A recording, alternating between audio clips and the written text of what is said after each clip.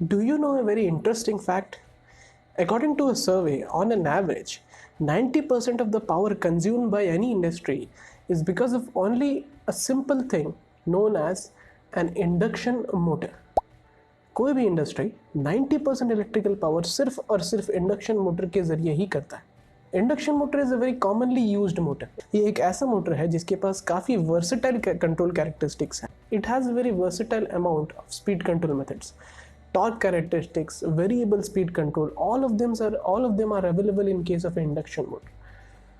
But an induction motor works on the principle of Faraday's law of electromagnetic induction, जिसमें stator और rotor दो अलग अलग part होते हैं. In order to start the motor, stator एक रोटेटिंग मैग्नेटिक फील्ड जनरेट करता है. अब इस पॉइंट पे आके मैक्सिमम स्टूडेंट का डाउट निकलता है कि how exactly induction motor generates a rotating magnetic field. और ट्रांसफार्मर भी एक 3 फेज में हम जब यूज़ करते हैं उसमें भी हम 3 फेज पावर देते हैं. So why can't the transformer generates rotating magnetic field? Why only induction motor generates rotating magnetic field? It's a very silly and common question जो इंटरव्यू में बहुत बार पूछा जाता है. So as always let's clear this.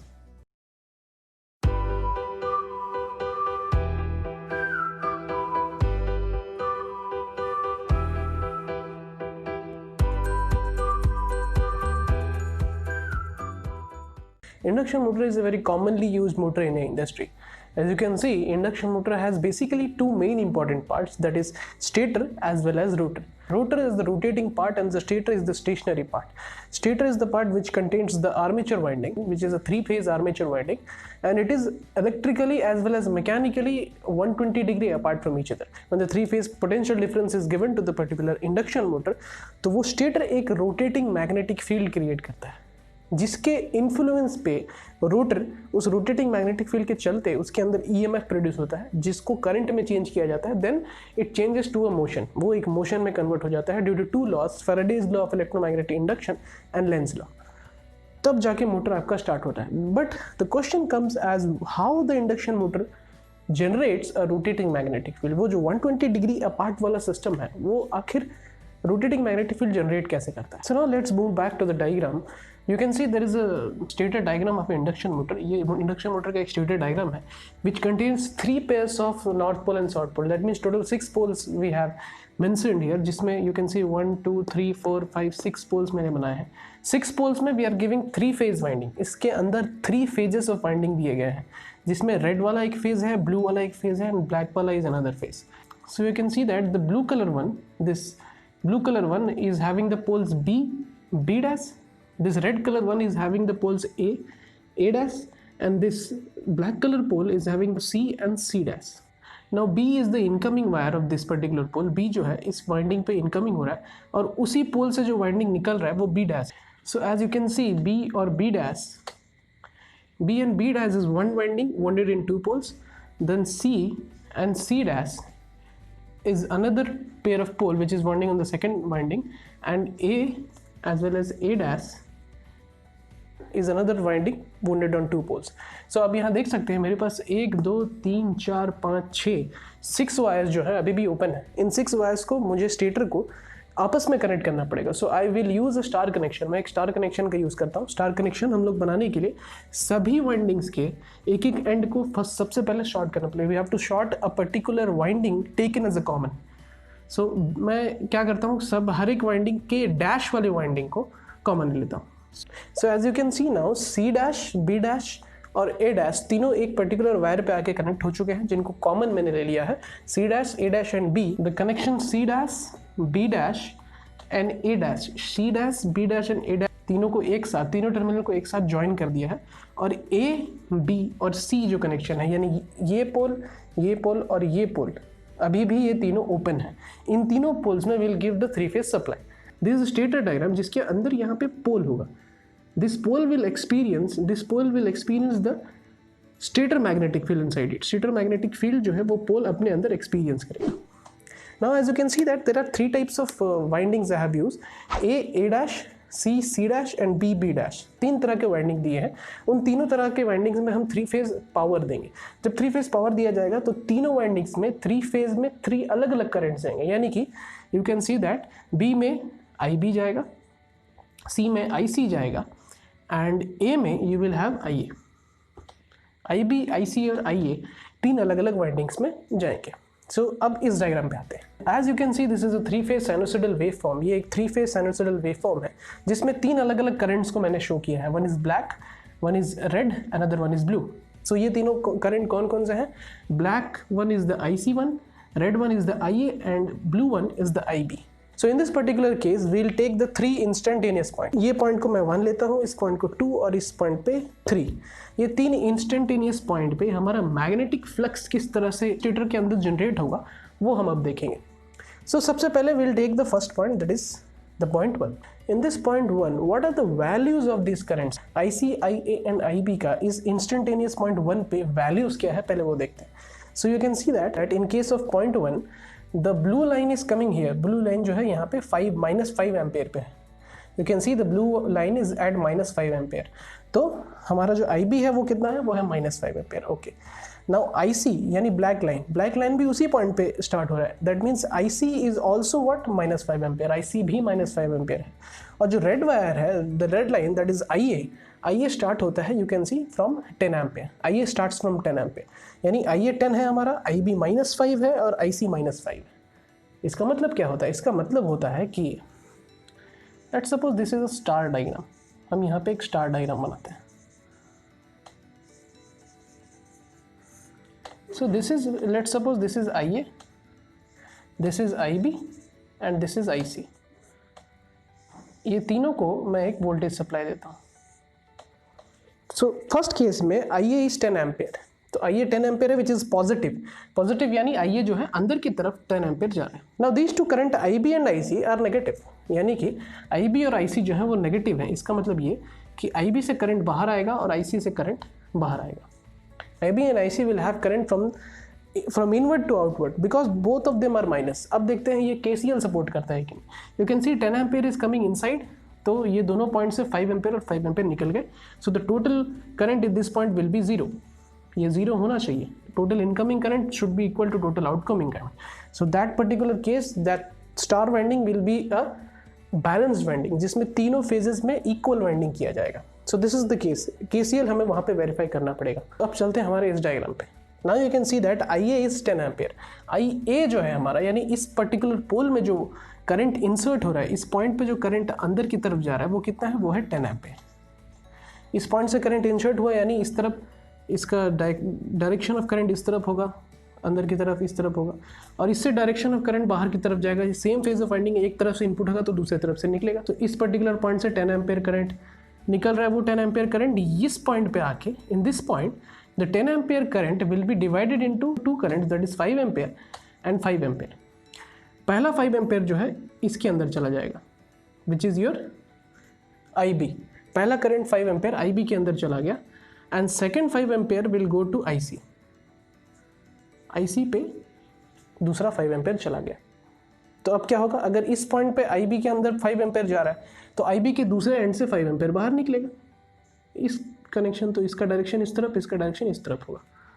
अगर इस point पे IC के अंदर 5 ampere is going inside the IC, then at another terminal, another IC terminal, the 5 ampere will come out of the IC। इस डायरेक्शन पे करंट होगा, यानी इस डायरेक्शन पे, इस डायरेक्शन। करंट डायरेक्शन को डिनोट इसीलिए किया because now we can predict the magnetic lines of force. हमें फ्लक्स जो होगा वो हम प्रेडिक्ट कर पाएंगे कि किस पॉइंट पे सबसे ज़्यादा होगा, किस पॉइंट पे सबसे कम होगा। In order to predict the flux we will use the right hand thumb rule in which this denotes the magnetic flux lines and this denotes the direction of current. Let's suppose this is the first current that will take is IA में current direction इस तरफ है और जो आपका lines of flux जो इस तरफ होगा, यानी इस तरफ। You can see the direction is this side, यानी इस तरफ मैग्नेटिक लाइन्स ऑफ फोर्स जो होंगे वो इस तरह डिनोट करेंगे। यानी यहाँ पे आपका नॉर्थ बनेगा, यहाँ पे आपका साउथ बनेगा। मैं एक बार फिर से बता देता हूँ। Suppose this is the direction of magnetic flux, तो इस तरफ रोटेट करेगा, इस तरफ रोटेट करेगा, तो आपका थंब जो है वो नॉर्थ से साउथ की तरफ रोटेट करता है। तो अगर इस तरफ जा रहा है that means this is south and this is north, that is why I am written here north and south. ये हो गया। सबसे हाईएस्ट करंट जो मैंने सबसे पहले बनाया दैट इज 10 एम्पेयर। IA जो है हमारा 10 एम्पेयर है, इसीलिए मैंने इसे पहले बनाया। 10 एम्पेयर जो इंसर्ट होगा वो साउथ और नॉर्थ पोल इस तरह से एक पोल में जनरेट करेगा। IB में कितना करंट है? IB is getting -5 current IB के अंदर जा रहा है। सेम रूल यहाँ भी अप्लाई करेंगे हम। we can see that direction इस तरफ है, you can see that the direction is this side, that means इस तरफ, यानी इस तरफ जो हमारा वो साउथ होगा। अगर ये साउथ है तो ये क्या होगा, दिस इज नॉर्थ। ओके, अब IB भी हो गया। अब let's see what will be the IC। So IC अगर देखा जाए, you can see that the current is, the motion is like this, motion आपका इस तरफ है। अगर मोशन इस तरफ है तो लाइन्स ऑफ फ्लोर्स का डायरेक्शन इस तरफ होगा, यानी अगर इस तरफ है यहाँ से यहाँ, इस पॉइंट से इस पॉइंट, यानी हमेशा वो कैसे ट्रैवल करता है, नॉर्थ पोल से south pole. Now we have got the every position of the pole inside the stator diagram. Now you can see that सबसे ज़्यादा फ्लक्स कौन प्रोड्यूस करेगा। ऑब्वियस बात है, सबसे ज़्यादा फ्लक्स वही प्रोड्यूस करेगा which has the maximum amount of current in it. So the IA will produce maximum flux. तो इसका फ्लक्स नॉर्थ से साउथ की तरफ डिनोट करेगा। Maximum flux will be this। अब now this north pole to south pole path will not be taken। वो जो magnetic flux है वो ये path नहीं लेगा।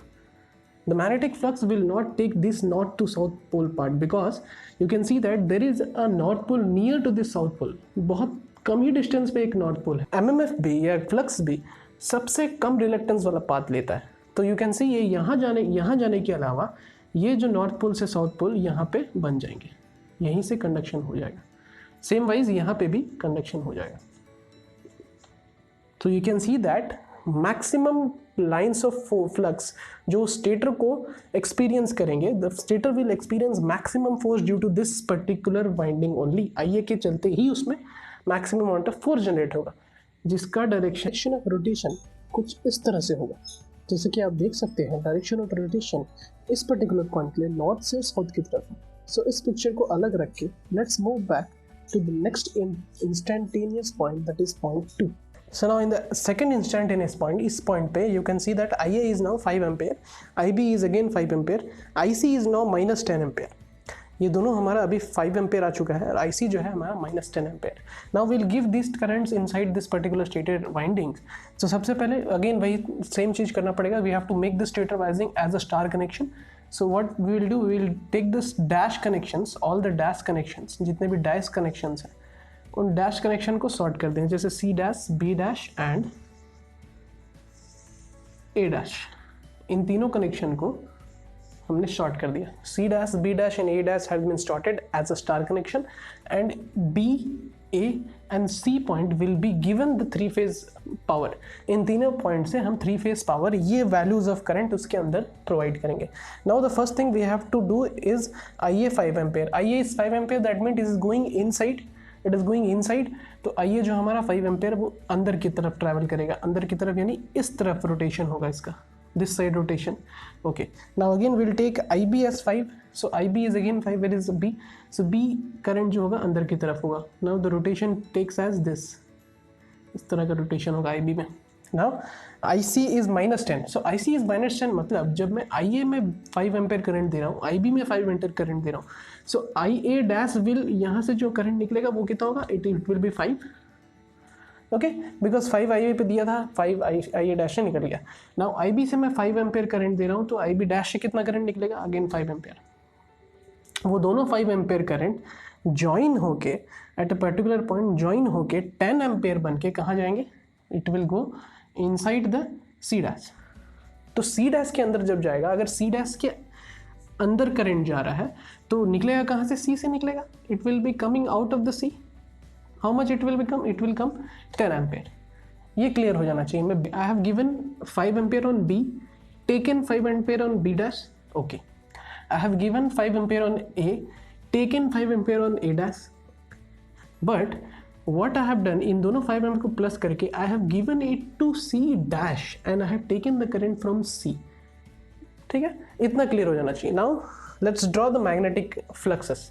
सबसे पहले हम लोग को पता है the main flux will be what, main flux कौन प्रोड्यूस करेगा, which is having the maximum amount of current. Maximum amount of current किसके पास है, IC के पास है। सो यहाँ पे सबसे ज़्यादा फ्लक्स प्रोड्यूस होगा।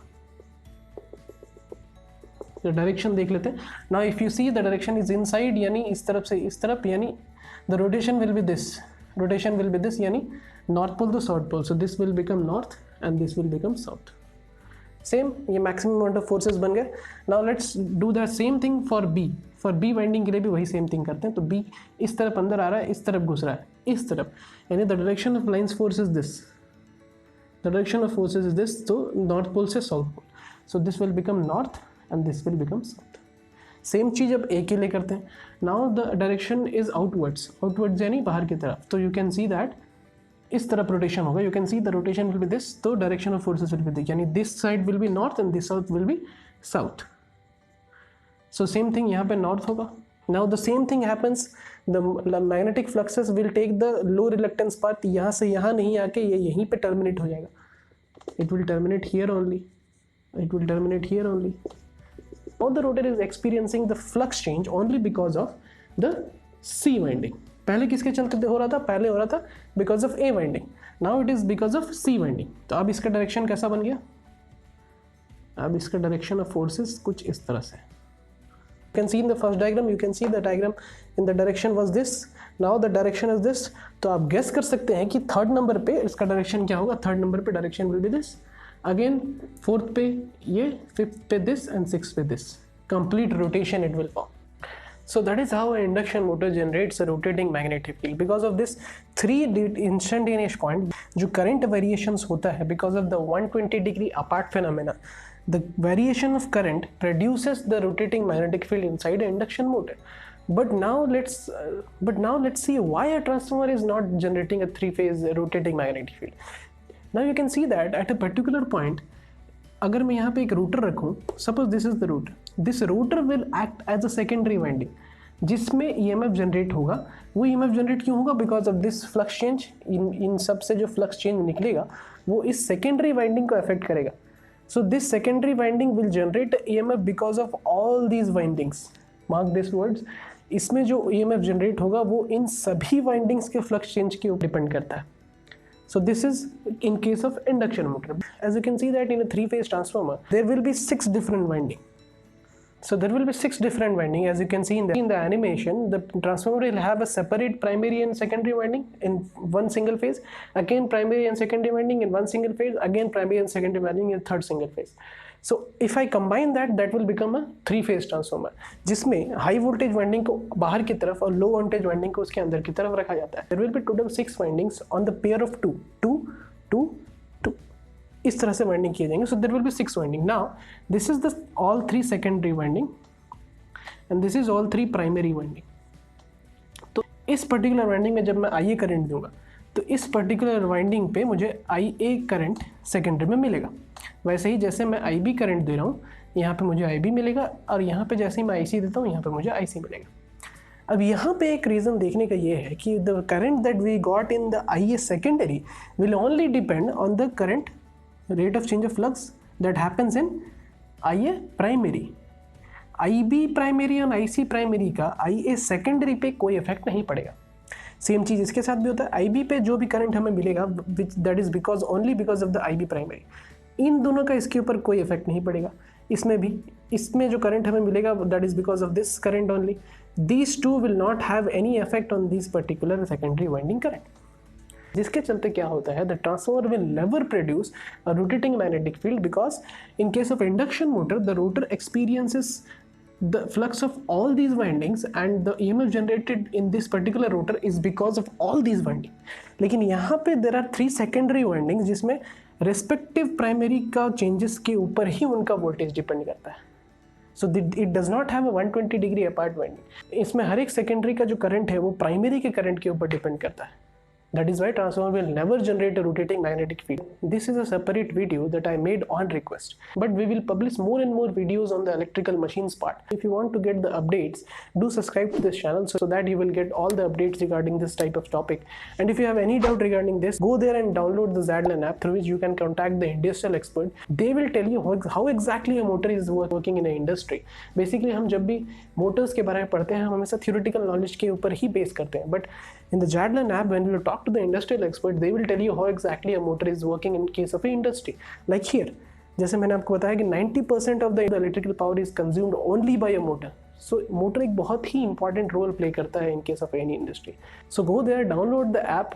You will have the notes inside the Zadlan app also. Until then, I will see you in the next lecture.